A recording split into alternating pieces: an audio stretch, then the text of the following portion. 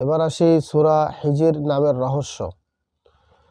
হিজর একটি অঞ্চলের নাম, সেখানে বাস করত সামুদ জাতি। আমরা সবাই জানি তাদের কাছে পাঠানো হয়েছিল নবী সালেহ আলাইহিস সালাতু ওয়াস সালামকে।